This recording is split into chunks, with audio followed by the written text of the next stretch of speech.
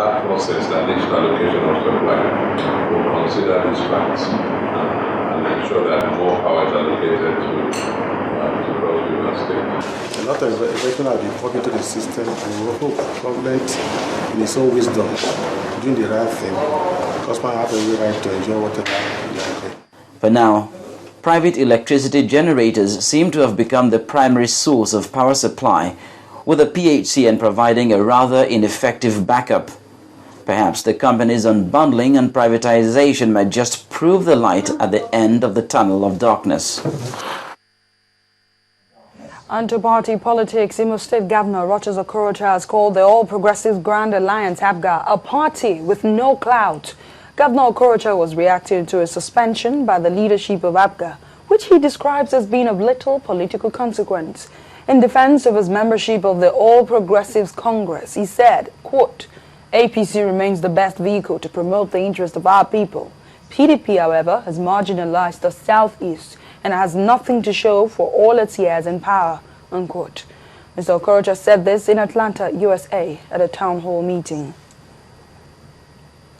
When poor infrastructure is combined with insecurity, the situation is nothing short of a nightmare. This is the plight of residents of the Local Goma district in the Federal Capital Territory. Our correspondent, Doris Okenwa, reports.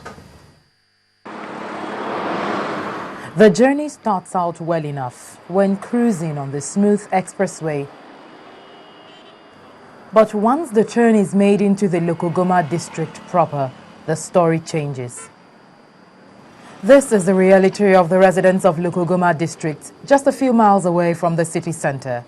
This area boasts of the highest number of housing estates in the capital city, which goes to show the large number of people living in these parts, yet do not enjoy good infrastructure.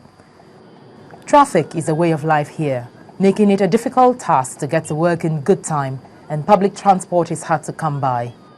Who is to blame for these challenges is the question I pose to some residents, while the blame swings between the developers who are quick to sell property but do not keep their end of the bargain, and the FCT administration as well. We've made every effort to just make things work for ourselves here. You could see most of the things that the developers are supposed to do, like the basic infrastructures, the roads, they are not completed. And for us to move in here is because of the high cost of renting, in the city. So we have to, it's a burden for us. Among the estates around, we have formed committees to be able to create this access. And we've been tasking ourselves to do that. So we're actually pleading on government to actually come to our aid, especially on the accessibility and security. That's the major thing that makes a place habitable. Local Goma is a fast-developing area under the Abuja Municipal Area Council, AMAC. Houses here are priced at millions of naira. Rent is also expensive, which makes many wonder why the Federal Capital Territory Administration has been slow in giving the required attention to this area.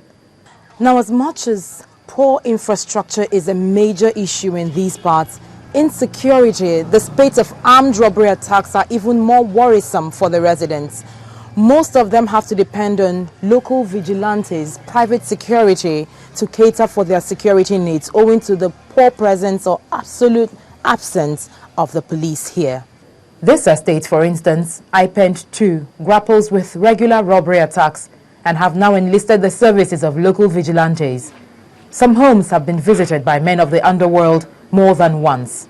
This resident here recounts his experience that has left him traumatized. Around 1:30 a.m.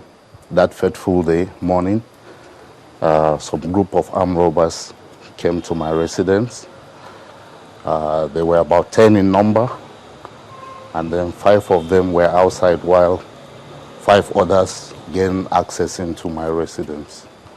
Well, it was a bitter experience, but we thank God. What happened?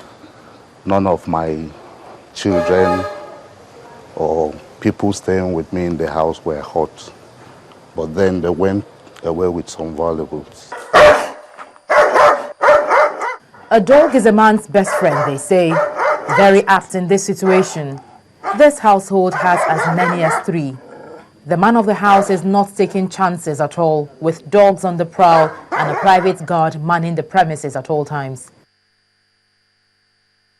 there is no police post, and then the police that we had to even deploy here, they had to manage in some of our security houses, and it's a burden.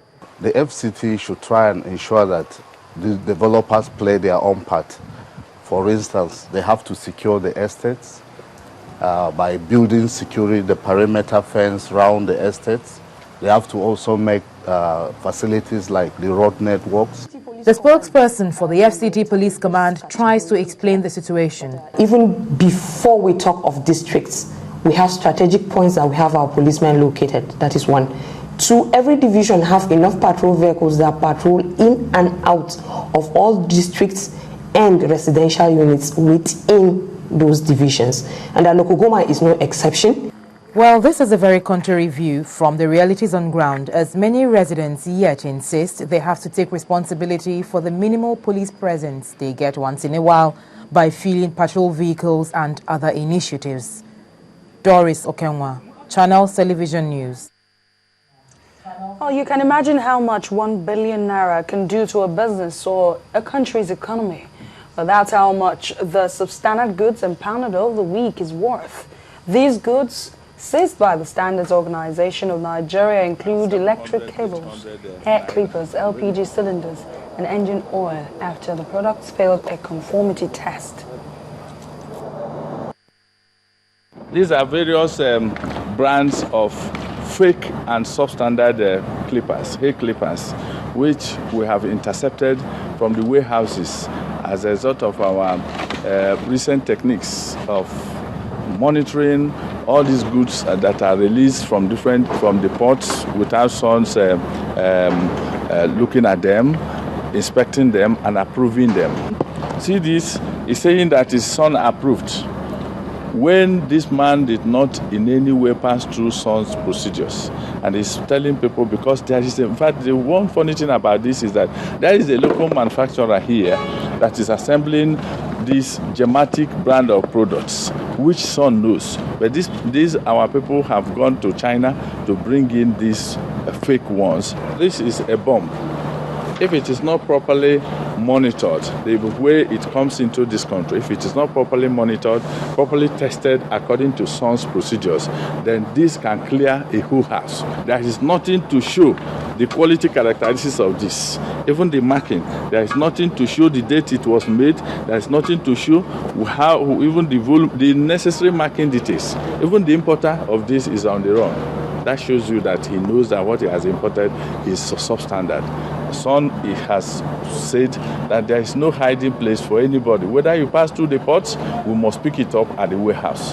And when we pick it up at the warehouse, this is what we are going to show. That we are going to cut them, we are going to burn the ones that we want to burn. These ones we cut them, so to make them useless.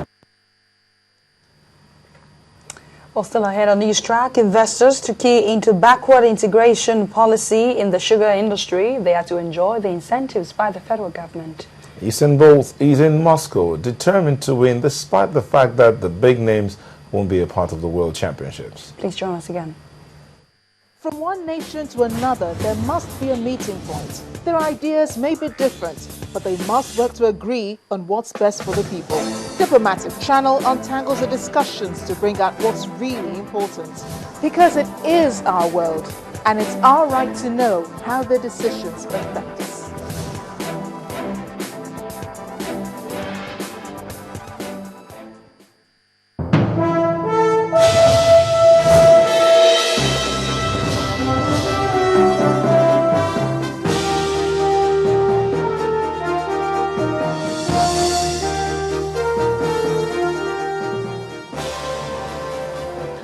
Business investors in the sugar industry will henceforth enjoy special incentives from the federal government of Nigeria only if they key into the government's backward integration policy in this sector.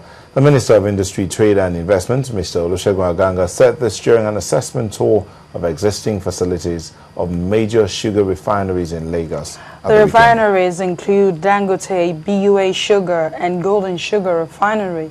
The incentives, according to the minister, would be similar to what was given to investors who had keyed into government's backward integration policy in the cement industry.